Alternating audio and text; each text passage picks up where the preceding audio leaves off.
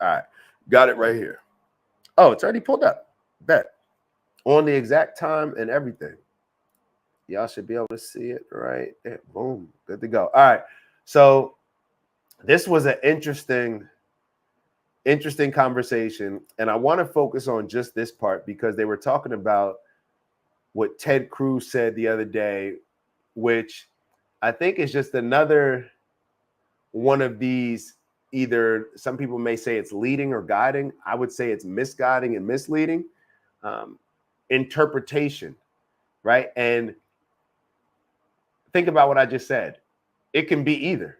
It's an interpretation. You can interpret it one way. You can interpret the other way.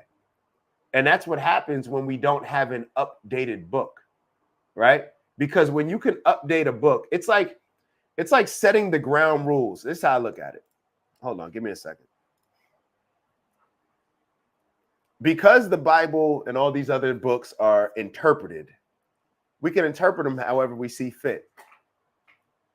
If we don't constantly update the rules, then it's going to put us in a position where we just have to have these black and whites, right? Because we don't have time to be upgrading the rules. It's like telling your kids something. You can tell, because you can't tell your kids or go through every different scenario with your kids is why they shouldn't do this, why they shouldn't do that. You just tell them, don't have sex until you're this age, right? But you're not necessarily telling them why, and or you'll give them just black and white rules because you can't keep just updating it based on new situations. And that's what happens with a lot of these religions. We have to now put more of the more outdated religions get, the more power that the pastors, the rabbis, the Jewish, the Arab leaders, the Muslim leaders, the more power man has. The more outdated these religions get, the more power man has. Why? Because it requires more interpretation, because we're using a solution that was written based on old times. So therefore, well, I know it says thou shalt not kill. I know it says eye for an eye. I know it says you can beat your slave. I know it says, well, this is the update. I don't know if we're gifted enough intelligently, or maybe we're too intelligent to where we're not simple enough to understand and to make these interpretations properly on our own. I don't think that we're intelligent enough, and especially when we're living in this power-driven world, capitalism, and even in non-capitalist areas, communism, it's still driven by power. So when you have the most powerful people, which gives you the ability to market, the ability to sell and to push your interpretation more than others, what really gets pushed to the forefront is what's backed by money, not necessarily what's backed by having the truest purpose and the truest principles. So let's get into this conversation. Y'all don't need to hear me. Y'all don't need to hear me talk. Let's get into the combos. Make sure that y'all like. If you're already here and you haven't liked, do me a favor. Like, share with a friend. I don't know, share with your group chat. But just make sure that you like and subscribe if you haven't already. And when you do subscribe, it's very important that you turn your notifications on, because that's the only way that you'll get them. All right, let's get into this combo. And I feel that instinctively, but I also feel like theologically that's correct. I guess, like, what do I know? But I feel it. But you represent a district in Georgia that's very heavily Protestant Christian. Mm-hmm. I'm Protestant Christian. Mm-hmm. Like you are too. Yeah. And there is a feeling among a lot of Protestant Christians, non-mainline, what we call evangelicals, I guess is the term they use, that we have a moral obligation to support the secular government of Israel. Mm-hmm. That God tells us that we have to fight these wars for the secular government of Israel, not for the ancient nation of Israel or the Jewish people, but for the secular government. That supports abortion and supports LGBTQ and trans. And so, two questions. One, what kind of reaction? They kind of glossed over that or moved past that, but that is an important thing. Like, think about that.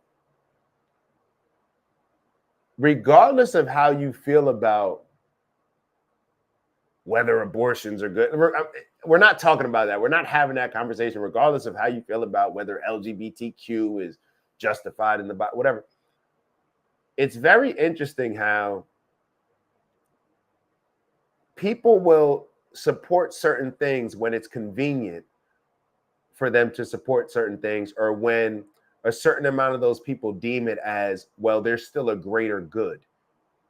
When you're doing something, regardless of how you feel, regardless of what's right and wrong, move that to the side. But when you have certain people that clearly do believe, there's some Christians, right? There's some Christians that believe abortions are wrong based on Christianity. There's some, especially the evangelicals, right? They believe that abortions are wrong. But then they will align themselves with certain groups that believe that, or that are allowing it, and will support certain nations. Like they'll support Israel that allows all those things. And they'll justify it based on it being a greater good. So you'll compromise your principles and morals. I'm not saying what's right and what's wrong, whether abortion should be right, or I'm not having that convo. Don't want to have it. Not right now. But these particular people do. So the people that are saying it's wrong, they're compromising their principles, morals, and values for some other purpose that they deem, not God deems, hey, it's okay to compromise your morals here in order to have it. I've never seen that in the Bible. Somebody could bring up the scripture. Maybe, I don't know. Matter of fact, maybe that would be a useful scripture in other ways. Some practicality. I don't know. But anytime you compromise your principles and morals and values to get a different desired outcome that doesn't align with those principles, morals, and values, isn't that what we term a deal with the devil?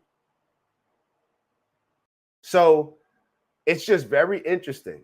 It's very interesting for us to see this. And I want us to see it, the common folk, because I really do believe that the overwhelming majority of people, just like the overwhelming majority of Democrats and the overwhelmingly majority of Republicans, if they got together, would probably agree on 90% of things. And eventually, if they're around each other for a long period without all the distractions of the people in power trying to get them to hate each other, they probably end up liking each other, vibing with each other. We see that happen all the time. The problem is the people at the top. The people at the top. They're the ones that are trying to pick and choose, and they think that they're gods themselves because they want this godly-like power, or the power, but they're not using it in a godly way. Just my opinion. Let's keep going. I think y'all get what I'm saying. Have you gotten from those voters, many of whom are like some of the best people I know? I just want to say that. They're great. They're great, and they're all your fans. But what kind of reaction have you gotten from them? And second, where does that come from, that belief? I'm sure some of them are mad at me right now. I can totally expect that and understand it. And I'm sure we'll work it out. That's something I do know. I don't know where it comes from. I think, to me, what I've witnessed, just, from my opinion, it is embedded in our education system. We're taught all these things. We're, of course, taught about the Holocaust, taught about the nation of Israel. It's embedded in our education, but it's also embedded in church. It's embedded in church, and they take that verse back in, I guess it's Genesis 12. Genesis 12, bless those who bless you, and I will curse those who curse you. Yeah, I checked the other day because I had this interesting conversation with Ted Cruz, who said his theology was based on that verse. He had no idea where in the Bible it was and couldn't describe what it meant. But that's his theology. Mm-hmm. Try not to be disrespectful. Though I have no respect for it, I just want to say. But anyway, I looked at in my Bible, I checked 2 different translations. There's no word Israel in there. I don't know enough to know what he's really talking about, but right. But that's very common for kids in Sunday school to be taught. It's used in Sunday school, and it's used in Bible studies, and it's related to the end times. Mm-hmm. I've done those Bible study groups. It is. Now, I can't relate to that. I don't recall. It's the first time I coughed today. Like I said, I'm almost back 100%, just getting the rest of this stuff up. But I don't recall that experience. I didn't learn that in Sunday school.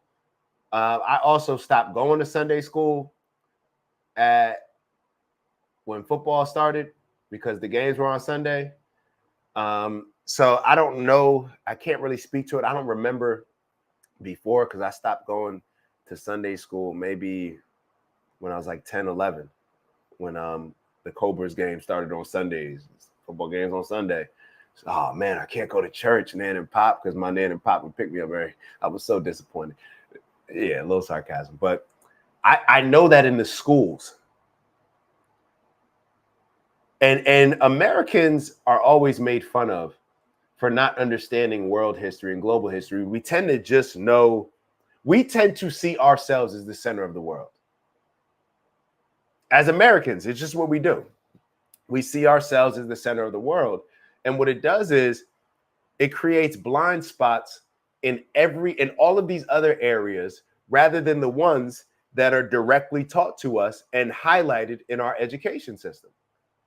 Do y'all understand what I'm saying? So when we're only taught about the Jewish Holocaust, what does that do to our mindset?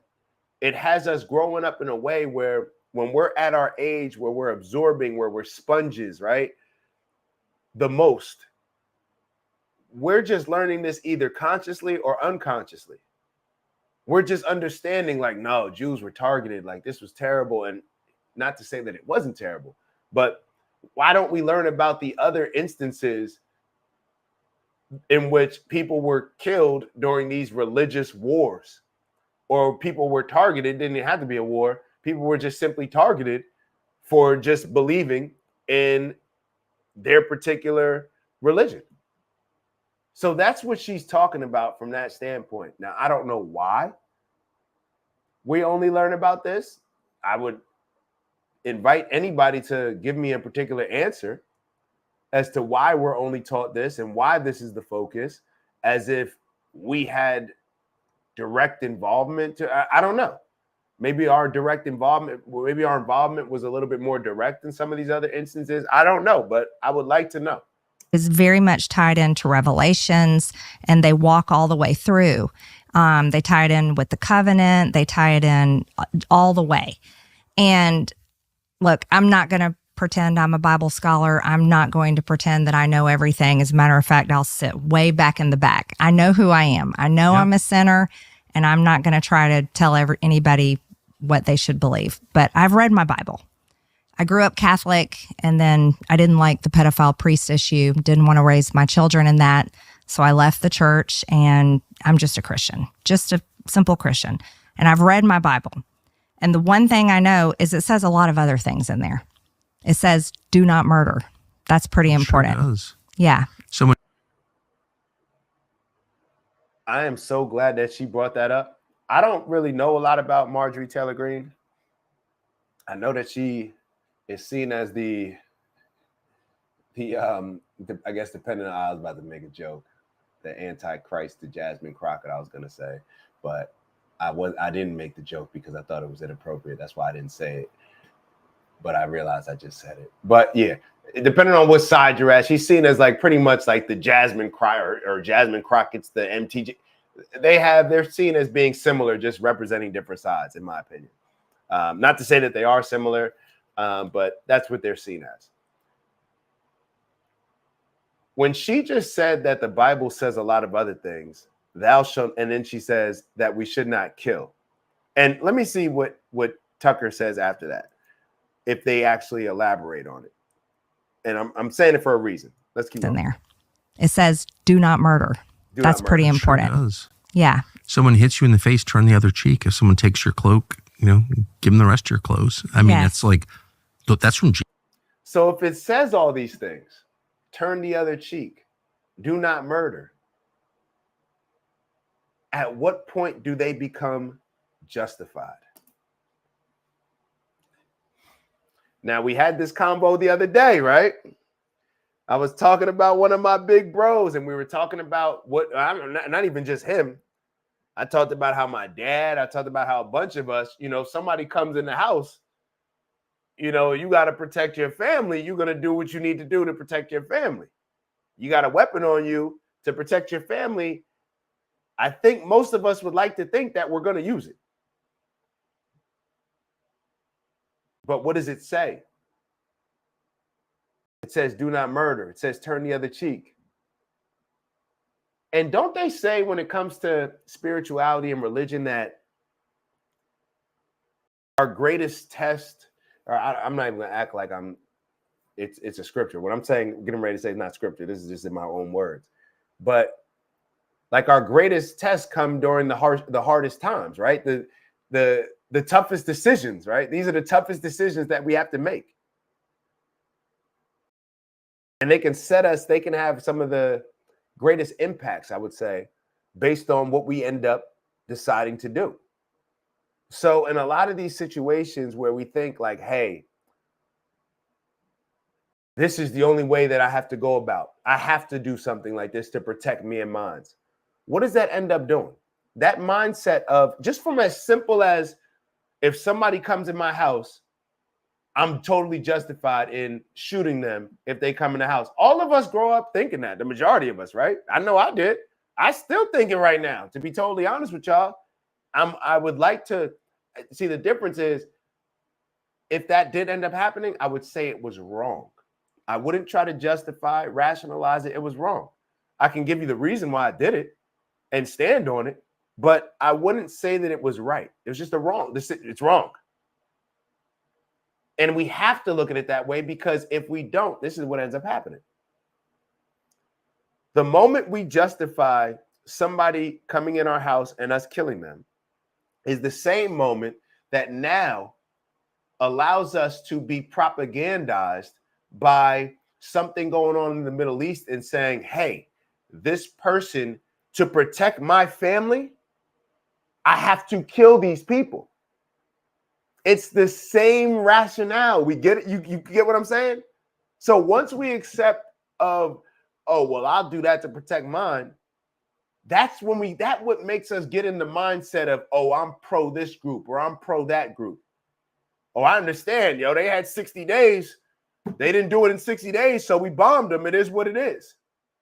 That's how we start to justify and rationalize those things. But it's not what our Bible says, right? For all the people that identify as Christian. So how do we get to a point where we're justifying things that directly contradict what's in our holy book that we pledge as when we pledge Jesus, or when people pledge Jesus as their Lord and Savior, you're embracing the Bible, right? To guide you, that being your holy scripture. So how are you okay with violating the commands in your book in order to justify all of these other things occurring? It's a contradiction. So maybe until the world is not contradicting ourselves to rationalize this person protecting their family, right? Because then it's all perspective based. Just like we talk about things can be interpreted all different types of ways. How many times have we seen in the Middle East? We talk about Netanyahu all the time, where it's like, hey, we're justifying killing 100,000 Palestinians because 200 people were kidnapped on October 7th. We're starting to see how those connections can kind of make sense. And the majority of us will sit back and just justify it and just be cool with it, not lose no sleep over it. I didn't lose sleep over it when it started happening, just being totally honest with y'all. Did y'all lose sleep over it? And it's because of our like our lack of connection and understanding for godliness, in my opinion.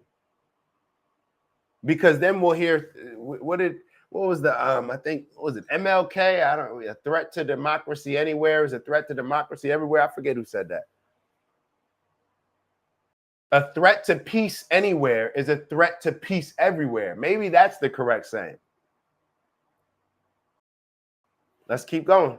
Jesus. So Christians care above all what Jesus says, I think. I do. If you're a young person working for a big company, you know on some level your work is you and there's nicotine involved in it. You saw everyone win. Bosses may not even know.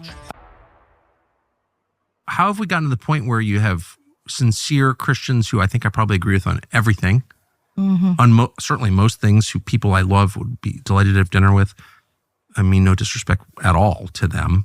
But how do we get to a point where good people like that are making the case that Jesus wants more bombing.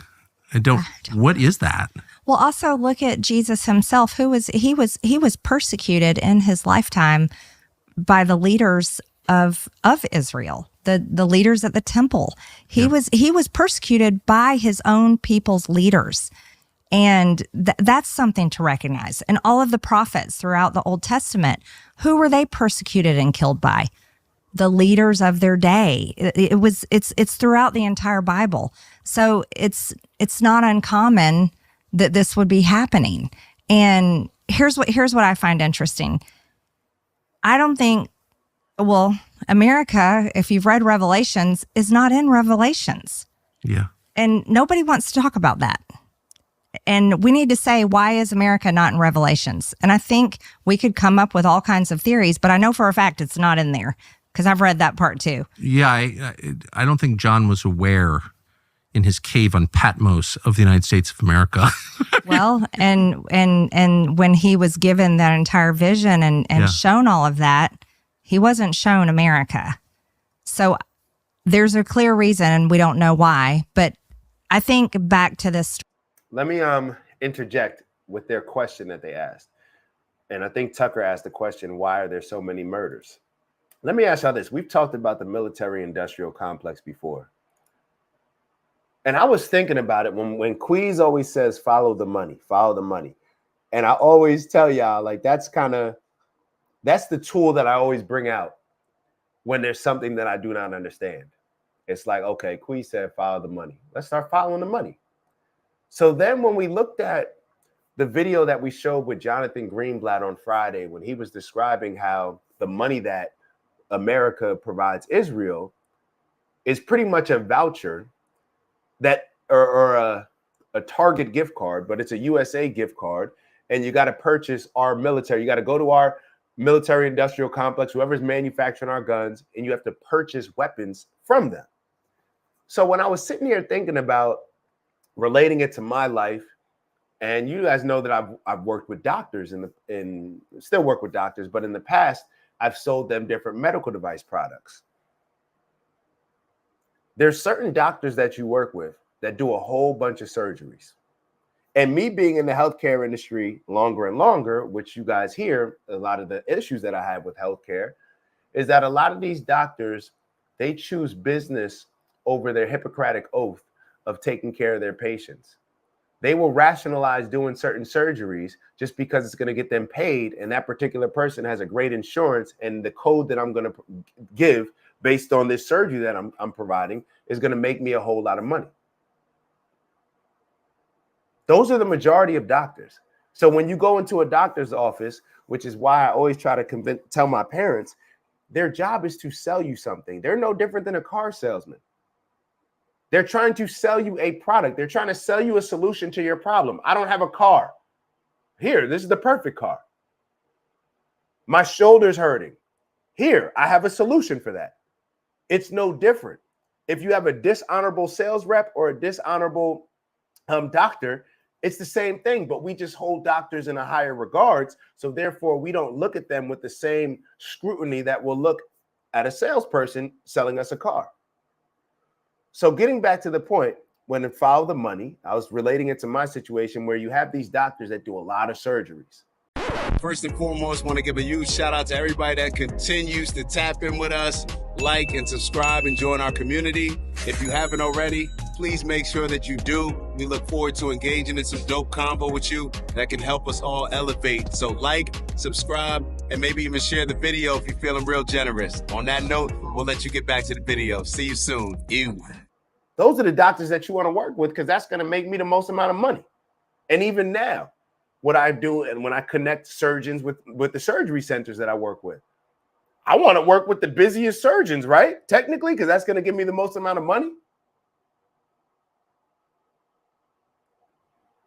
There's doctors that I used to work with, no longer work with, that I found out certain things about, and even that I've, some doctors that I haven't worked with. These articles always come out. You should look up some of these articles. When you guys are bored, look up some of these articles that doctors are accused of, whether it's giving people fusions in their backs when They don't need fusion. So think about that. You're fusing somebody's back just to get a higher reimbursement, a higher paycheck, a higher. You're fusing somebody's back. Do y'all know what that means? Like how our vertebrae are supposed to be flexible. What you're pretty much doing is you're making it like you're fusing it. You're fusing the joints together, the vertebrae together, whatever it may be. I may be not explaining it the right way. So therefore, you can get more money. So what has happened with this one doctor that I used to work with, I promise y'all, when I was working with him, I had no awareness that he was doing this. I think y'all know that I would admit it by now. And I don't know what I would do. Let me be very clear. I don't know exactly what I would do if he was doing this while I was working with him. I'm just being totally honest with y'all. We don't know unless we're in those certain situations. I can sit here and be like, yo, I would have left this doctor. I wouldn't have worked with him because I got principles more. No, we don't know what we would do until we're in those situations. Just being real. This doctor was doing vascular surgery. And the vascular surgery that they were doing, they were, do I want to switch the story? It is what it is.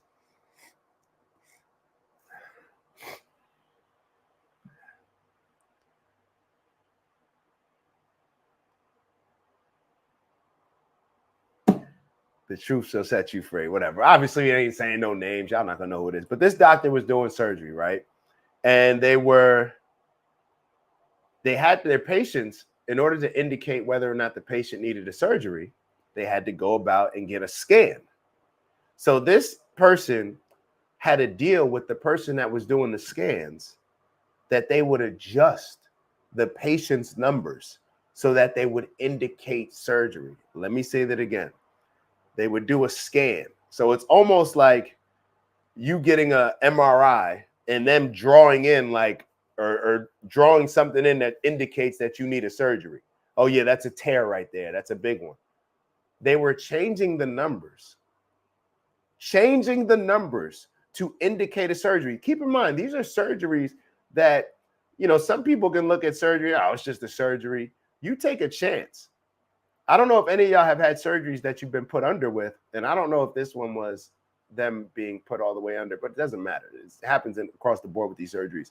But you take a risk. They read you something right before you go under, which says like, hey, you just got to sign this waiver and agree to it, because pretty much it says a whole bunch like, are you agreeing to be at risk of dying and never waking up when you're being put under? Like that's what is read to you right before you go under and have surgery, before they give you all the, gas you up and whatnot, with all the laughing gas, whatever, not laughing gas they're using, but with all the anesthesia. This doctor had a deal with the person doing the patient scans to change their numbers to indicate surgery. So let me get back to the actual point. When I think about why America continues to send a lot of different countries money, whether it's Ukraine, whether it's Israel,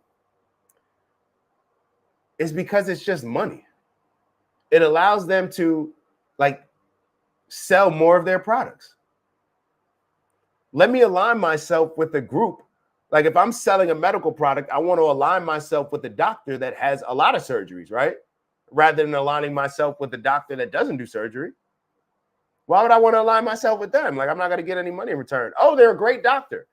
Okay, cool. Great doctor. I don't make any money off of them. Oh, we think that everybody has a higher standard of integrity. We think that everybody's Christ-like when it comes to integrity, right? Because we're Christians or because we belong to this religion. We think that everybody has those same standards and lives what their scriptures actually say. Obviously, I'm being sarcastic because we know that that's not the case. People do what's in their best interest. People do what's going to line their pockets. The majority of people, if you're not one of those people, congratulations, you're the exception. So maybe that's one of the reasons why America just continues to align ourselves with Israel and why we don't have a problem with Israel getting into all these wars, because all it's doing is making our pockets fat. I was really thinking about that. Now, let me actually, my fault. I'm looking at my notes, so I'm not looking at the chat.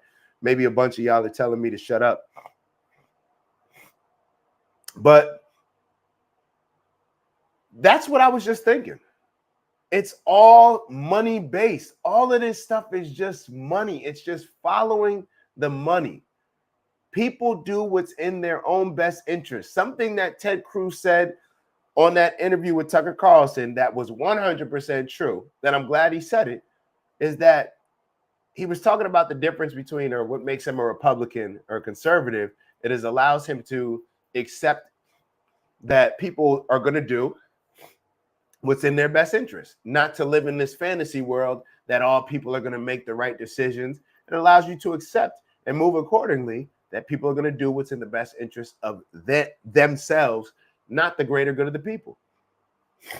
So maybe that's how all of these things are being justified. Maybe that's how we justify when somebody comes in our house, I'm going to shoot and kill them, and see that as the only option than anything else, because we're going to do what's in our best interest. And like I said again, I'm not saying what's right and wrong. I'm just trying to talk us through why maybe we view certain things the way that we do. So let's keep going. We're only going to listen to maybe a minute or so of this more, and then we're going to wrap up, actually. Story is Americans have been and I know that I was supposed to play the video with the rabbi who was talking about his conversation about being against a lot of the Zionist values and what they stand for. We're not going to be able to watch that today. I'm still deciding how many times we're going to go on this week. Last week we did 5 days. We'll figure it out. Yeah. taught that they have to do whatever Israel says. And it's the secular government of Israel. The secular government should not be telling Christians in America what they should and shouldn't do with their tax dollars, with their military, and with who their allegiance should go to. Boy, I got a lecture on Christian theology the other day from David Friedman, the former Trump ambassador to Israel. And I was like, not against David Friedman, seems smart, but like seemed a little much to be giving me a lecture about Christian theology. I mean, Well, and also this, here.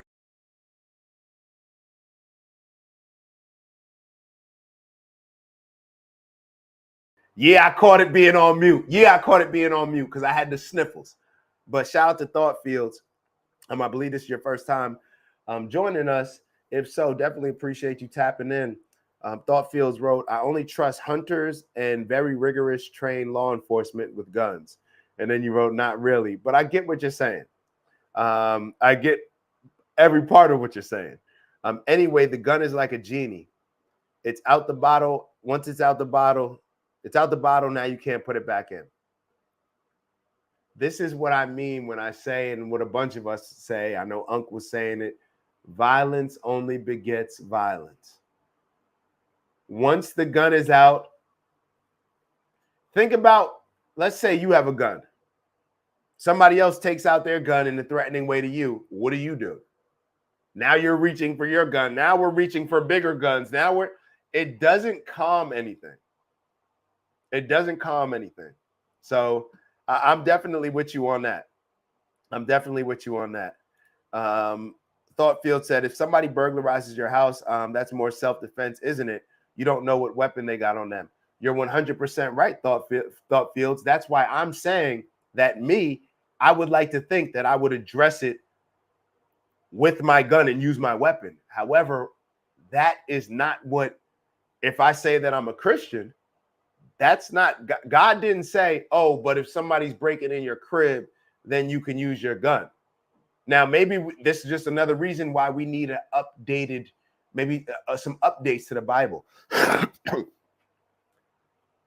Because now, so let me ask you this, Thought Fields.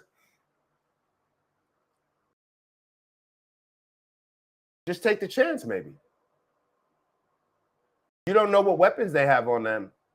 Maybe it's better to be killed and to take the chance of being killed than to kill somebody else.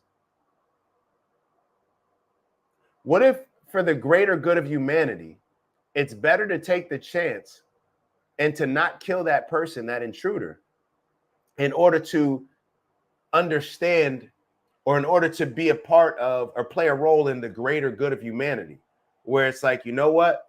I took a risk, and, that person may kill me, but I'm going to take that risk because that's for the greater good of humanity. isn't that kind of like what Christ did? Didn't Christ risk his life, sacrifice his life for the greater good of humanity? And then aren't we all who identify as Christians supposed to be Christ-like?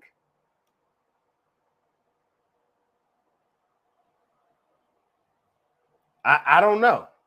I don't know. And Steve, I'm 100% with you. There's a huge difference between using deadly force to defend one's life and murdering people in an offensive manner. I'm totally with you as far as how I feel. But when it says thou shalt not kill,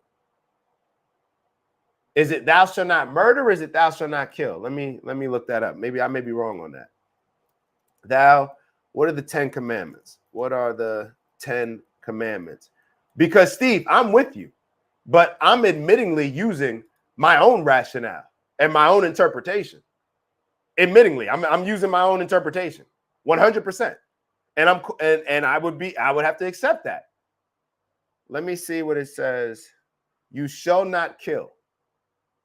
Because Steve, what ends up happening isn't this the same ideology or same reasoning used as to why you shouldn't have abortions?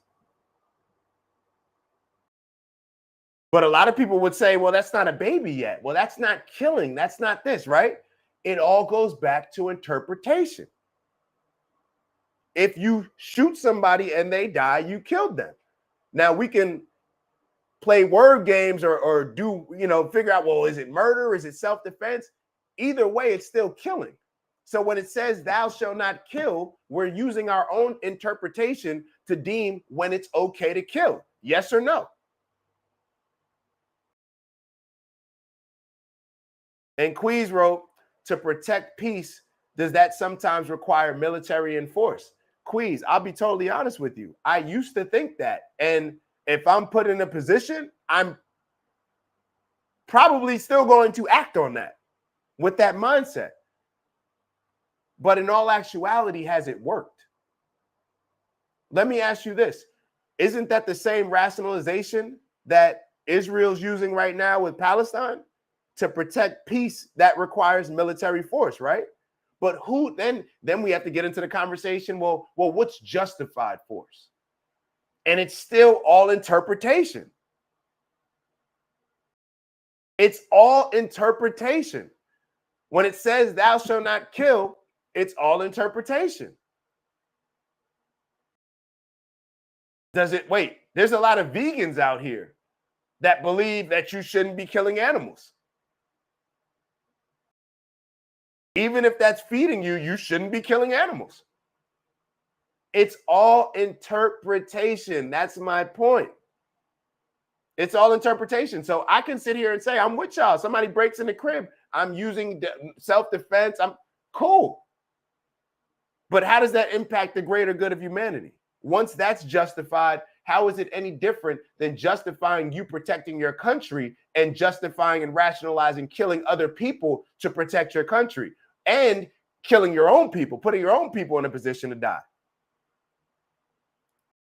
I'm not saying that. Listen, I'm not saying I'm not Christian, so I'm not saying I'm saying based on what it says, it's all interpretation. Steve said Jesus didn't instruct people to buy a sword to chop vegetables. As somebody that doesn't eat meat, fish, or eggs, who chops up a lot of vegetables, and my family always makes fun of me for not having sharp knives, I disagree with that, Steve, but I get your point. I definitely get your point. I used to think villains in movies were just evil, but now that I'm older, I'm like, they have a point. Yeah, that's like when I watched Black Panther. When I watch Black Panther and I'm looking at Killmonger, I'm like, yo, how is Black Panther the hero of the story? But look at our interpretation. We look at Black Panther. Think about the first Black Panther. They had the something that could save the lives of humanity, but they were keeping it to themselves. And here, Killmonger, he's over here like, nah, y'all ain't keeping this for yourself. We spread. But Killmonger's the evil one. Like, I'm looking at it like, yo, this is crazy. But us growing up with a certain perspective, we saw it as one particular way, and that's kind of how we move forward. Thought Fields wrote, I think our morality is mostly relevant for humans. We kill every day just walking on the ground and eating animals and whatnot to survive. All of us don't kill every day to eat animals. Now, I may wear my leather shoes, so I'm not saying I'm better than anybody for it. But if we all decided, I'm saying that that's something intentional. I'm okay with, I guess, in my mind, I don't gotta say in my mind, I'm okay with killing animals to make sure that I'm wearing my slippers. And the reason why I say I'm okay with it, because I do it. So we're all doing these things that violate maybe what God is telling us to do. But why do we do it? Because that's how we grew up thinking it's okay. If we grew up in society was against wearing leather belts and leather shoes, then we'd probably grow up with a different mindset, or we'd probably have a different mindset now than we did then. So I'm not saying that I'm living by this or anything. What I'm saying is that everything using religion is justified and rationalized. And once you rationalize something, once you dilute something that's supposed to be pure, you change it. You change it. Now, when it comes to plants, I'm glad that you mentioned that, Queez. See, this is my justification with plants. This is my justification with killing plants. When you kill a plant, you're actually not, you tell me this if this is the same with animals. So this is my justification with the plants. I thought long and hard about this. Let me get Marjorie Taylor Greene off the screen. Let me have this one by myself. If I kill one watermelon, right? Destroy one watermelon. Now, we're not talking about the seedless watermelons that, now is being marketed to us. When I put all those seeds in my body, right? Or let's say I eat them and I don't eat the seeds and I put the seeds to the side and now those seeds go in the ground. Or if I eat those seeds, and what are we naturally supposed to be? We're not supposed to be in homes. Like, let's say if we were just outside, we were living outside, and that instead of using horse manure to fertilize the land, what's actually in our most natural state is us fertilizing our land, which is why you're supposed to, with a lot of your fruits and vegetables, what some people say, you're supposed to put your bowels in your fruit and vegetables instead of using horse manure. Y'all saying like, that's disgusting, that's nasty. You use horse manure right now. So horse shit is just more clean than human shit. And when you put your own bowels into your vegetables, it's actually supposed to adjust to your DNA and provide you certain nutrients based on what you're missing, lacking, based on it. That's a little bit over there. I don't want to lose y'all. But when you eat a watermelon, what are you supposed to do? You're supposed to take a bowel movement into the earth. So now you eat one watermelon and you're repopulating the area with all those seeds. So now you're actually bringing a whole bunch of other life with multiple watermelons. So instead of actually killing, you're actually multiplying. Now that's with fruits. With vegetables, I ain't got you on that. With vegetables, I don't have an answer. With vegetables, I don't have an answer for that. But with the fruits, they got seeds. And a lot of people will say that we're supposed to just have fruit diets. Shout out to Yaki. So maybe that's another reason why we're supposed to have fruit diets. I don't know, man. Thoughtfields wrote, yeah, our moral framework is a dialogue amongst humans in society that evolves. That's what it pretty much comes down to. Let me wrap it up. I think that this was dope. I really enjoyed it. Today was a more enjoyable show. I'd much rather get off of these shows than the ones where I'm getting off the show and I'm like, where I'm feeling like I got to go and like, all right, I just said some stuff. I'm going to have to deal with the repercussions of those things, whatever it is, what it is. But I really enjoyed y'all. Thank y'all for tapping in with me.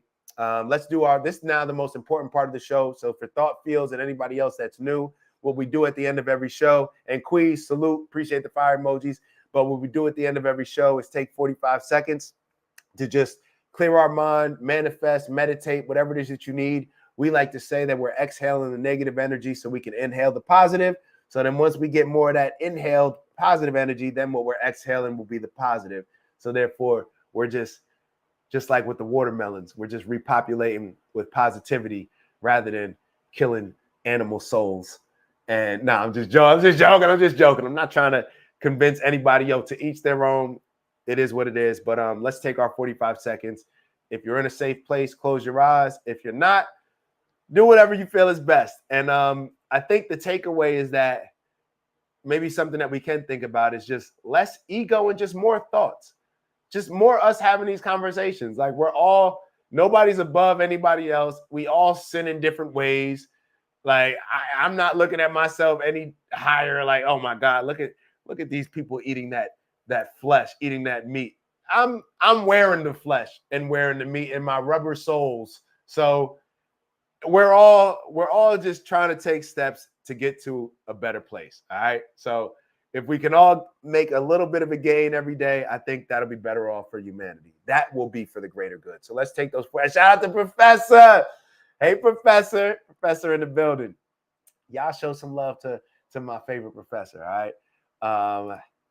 Dr. Michelle King. I just say professor because I like the way it sounds. That's what I'm used to calling her. But let's take our 45 seconds right now. Ready, begin.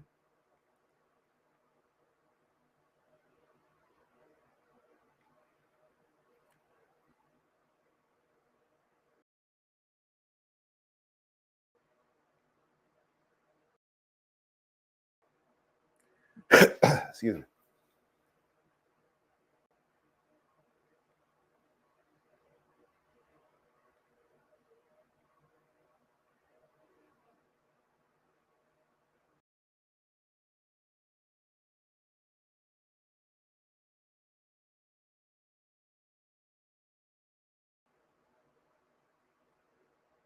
All right, one last exhale. One last inhale. See, it's not getting in the way of my positive energy, but it's all good. We're going to fight through it.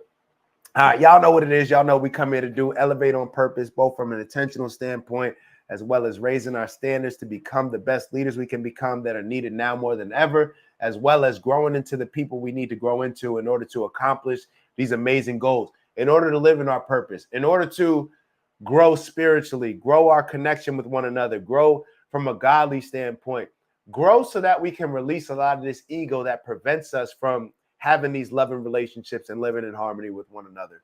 So strength and honor, onward and upward. Y'all know what it is when I say get to that bag. For the people that don't know what I mean when I say get to the bag, all the little things, right? We're setting out to make this our greatest week ever. So what are the little things that we're going to do along the way that will make sure that this is the greatest week ever, that will lead to the greatest month ever, the greatest year ever, and an amazing life, right? An impactful life. And one that when we say impact, we always refer to that personal legend. All right, that personal legend. What are we going to be known for? What's the what part of the world? Like what impact are we going to make? How is the world going to feel us in a positive way? And it also just makes sure that we're on the proper trajectory to living in our purpose as we strive for purposeful abundance. So what's in my bag is in my bag. What's in your bag, you got to figure that out on your own. Back into it. Figure out what you want out of life, the impact, and then figure out what it's going to require. So for me, the things that I focus on: peace, love, happiness, health, wealth, and in everything we do, integrity. And Unc said, my Buddha be praised, be praised. Shout out to Skeeg. Skeeg wrote 100. Steve wrote straight honoring meatloaf. Yo, Steve, we were clowning. Matter of fact, we'll give it to him before we leave. Hold on. We'll give y'all one of the funniest movie scenes of all time. And we'll leave out on that. Here we go. Hold on. Here we go. Speaking of having morals and honor, what's more honorable than crashing funerals to meet new women? Obviously, I'm joking. But Steve and Professor King and I, we were clowning over the weekend on this. So we'll give it to y'all. Hey, Ma! Can we get some meatloaf? Chaz, I think I'm okay. I had a bite right before I came over. Thank you. You sure? You know what? I will have some meatloaf. Let's have some meatloaf. You want some? Yes. I knew you'd go. Hey, Mom! Hey, Ma! The meatloaf! We want it now! The meatloaf! What's she doing? I never know what she's doing. Back there. Ma! The meatloaf! Yo. Let's all have some meatloaf, man. From a figurative standpoint, just embrace the meatloaf. Somebody offer you some meatloaf. Don't be rude. Have the meatloaf. All right. On that note, I'll see y'all soon. Love y'all. Appreciate y'all. Y'all know what it is. And I just saw this other comment, even worse. The rat race of socialism has completely destroyed it. I wish you would have wrote this comment earlier. Maybe definitely tap in with us. What I'm thinking for the next show, I'll be totally honest. I don't think I'm going to do 5 this week, but I think we will do one on Wednesday. So maybe that's something that we can continue to discuss on Monday, because that was the title of the show, the whole rat race, but we never really got into it, or maybe we did. But on that note, love y'all, appreciate y'all. See y'all soon, man. And I really mean that. I really do mean that. Like, thank y'all a lot.